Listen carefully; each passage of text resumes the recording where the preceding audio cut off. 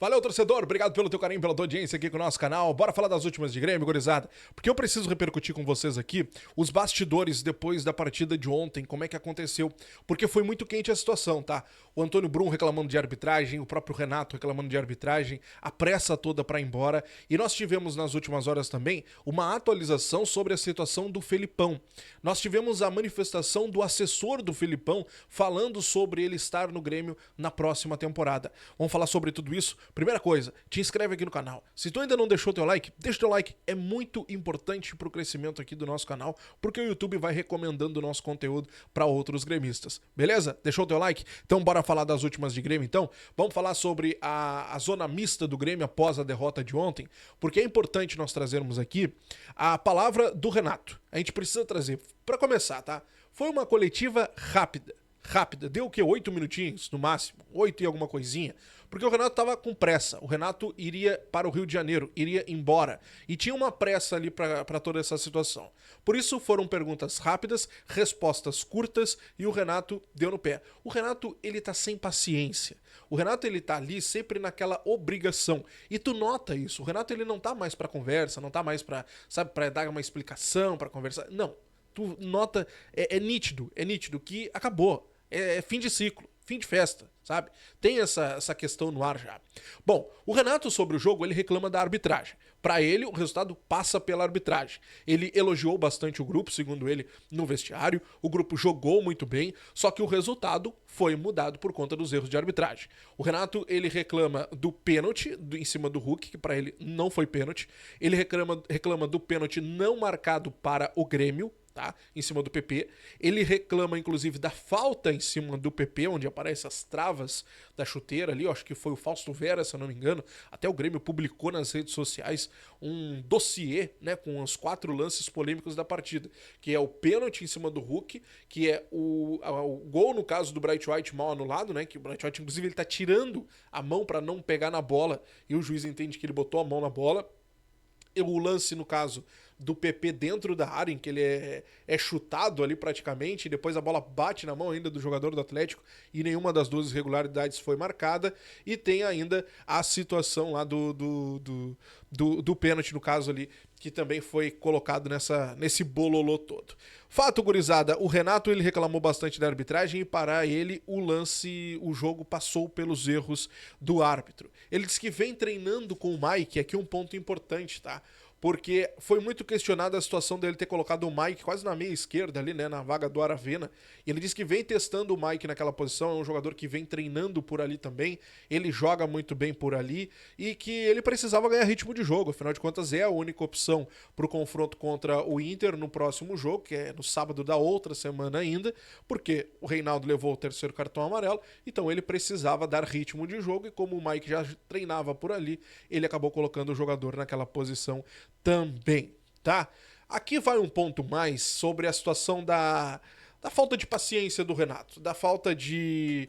talvez já com um pavio curto, sabe? O Renato já não tá mais naquele pique. Ele foi questionado sobre a situação do Rodrigo Eli, porque o Rodrigo Eli, ele deixou o campo com dores. Bom, pode ser lesão? Pode, mas pode ser cãibras também. E o Renato, ele respondeu a pergunta do repórter quase com um bate-boca. O Renato, ele questionou, o repórter perguntou ao Renato sobre a situação do Rodrigo Eli. Se confirmando a lesão do Rodrigo Eli, poderia ter havido uma precipitação no Rodrigo Eli ter voltado a jogar, e porque ele teria ficado tanto tempo, já que era uma lesão simples, e ele ficou 1 mês e pouco aí parado, né? Chegou a quase voltar, mas acabou sentindo no aquecimento. O Renato, a partir de então, ele meio que se invocou com essa pergunta. E se não for lesão? E se for só uma cãibra? E aí ele começa dizendo que os jogadores passaram por exames, que os jogadores fizeram todas as partes dos treinamentos, que ele precisa acreditar no seu departamento médico, que a situação toda e tal, precisava colocar os jogadores para atuar por conta do clássico, enfim. Ele meio que se invocou com a pergunta do repórter e foi pra cima dizendo, e se não foi? E se foi câmera? E não sei o quê. E reclamou do número de jogos, aquela história toda, aquela velha mania do Renato que a gente já tá acostumado. Mas é um Renato que está sem paciência, tá? Claramente o Renato tá sem paciência, claramente o Renato, ele tá ali pra cumprir tabela, sabe? Parece que cada vez mais se confirma esse fim de ciclo do Renato. Pra quem ainda tem dúvidas, eu acho que já tá na hora da ficha cair.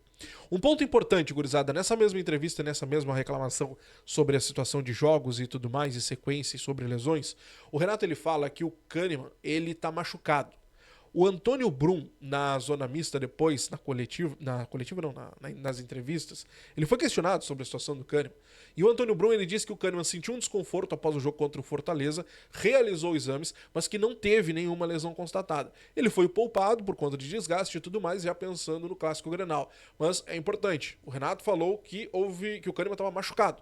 O Brum disse que não, que ele estava apenas com desgaste e que no Clássico Grenal ele já estará de volta, tá? Outro jogador que falou na zona mista também e que acabou gerando polêmica ao longo da partida foi o Reinaldo. Isso porque ele levou o terceiro cartão amarelo num lance ali bobo de discussão com o Daverson, inclusive enquanto o árbitro pedia para eles pararem, separava os dois, ele seguiu e acabou levando o cartão e fica de fora do Clássico Grenal. Fato é que o Reinaldo, ele acusa o Daverson de ter feito assim, no mínimo ter faltado com respeito com o Igor, tá? No mínimo, o Igor Serrote. No mínimo, porque segundo o Reinaldo, o Daverson, ele provocava o guri a todo instante, olhava pra camisa dele, dizia quem é tu, de onde tu apareceu, de onde tu veio, por onde tu jogou, de onde tu passou. E o guri, na humildade, ele dizia, cara, pra que isso? Vamos jogar, vamos, né, vamos jogar, vamos dar na boa e tal. E o Daverson provocando, indo pra cima e tal. E segundo o Reinaldo, até teve um lance em que o Daverson chutou o Igor Serrote. E aí ele, como capitão, foi pra cima, foi defender o guri, né? Foi conversar com o Daverson e tudo mais, e o Daverson começou a provocar ele também, e aí começou o bate-boca, aquela história toda. O Reinaldo também acabou se descontrolando e acabou levando o cartão amarelo no momento em que o árbitro pedia para ambos pararem. Outro ponto importante, nessa mesma entrevista, o Reinaldo, ele falou também sobre a situação da arbitragem não ter paciência com o capitão, ou os capitães dos times. Porque o Reinaldo, ele reclamou que sempre quando ele é o capitão, ele vai reclamar com o árbitro, ele vai cobrar o árbitro sobre a situação de jogo, enfim. Tem aquela regra que só o capitão chega próximo do árbitro para falar. Os outros que chegam podem levar um cartão amarelo. Ele, como capitão, ele é o representante do time. E toda vez que ele reclamava, toda vez que ele chegava para falar com o árbitro já dizia, tá faltando com respeito, tu vai levar cartão amarelo, tu vai ser punido. E ele disse que toda vez que ele chegava para reclamar, o árbitro já o ameaçava, dizendo que estava havendo falta de respeito. E ele pediu até, inclusive, que os jogadores se unam, né, para reclamar sobre isso, porque não é justo, já que é só o capitão que pode reclamar, o árbitro começar a alegar falta de respeito e os jogadores não poderem conversar com o árbitro também nessa situação. Outro jogador que reclamou também na zona mista foi o Bright White. Sentimento de frustração, decepção. Para ele não foi pênalti. E outra, para ele não pegou a mão na bola. Ele não sentiu, tá? Ele disse que não bateu a mão na bola. Ele também acredita em erros de arbitragem, aquela história toda. Enfim, um sentimento de decepção e frustração também para o Bright White. Até que o ápice da noite nas entrevistas de reclamações foi a do Antônio Brum. O Antônio Brum, sim, ele estava muito irritado com toda essa situação, tá? O Antônio foi para os microfones, cobrou bastante o posicionamento da CBF, inclusive falando já da arbitragem para o Clássico Grenal. O Brum pediu que a CBF escolha com sensatez o árbitro para o Clássico, porque o Grêmio não pode ser prejudicado e muito menos o Clássico por si não pode ser prejudicado por erros de arbitragem. Ele disse que o Grêmio perdeu sim por conta dos 4 erros que eu disse para vocês aqui. O pênalti que não existiu, o gol mal anulado, o lance do PP, no caso do Fausto Vera ali com as travas da chuteira, e o lance do PP dentro da área, em que ele acabou até inclusive sendo chutado ali e depois o jogador do Atlético bota a mão na bola. São 4 lances que inclusive o Grêmio fez uma espécie de dossiê com as imagens e colocou nas redes sociais, publicou nas redes sociais, cobrando a CBF por uma arbitragem mais, no mínimo dos mínimos, mais capaz, né, de realizar todo o processo.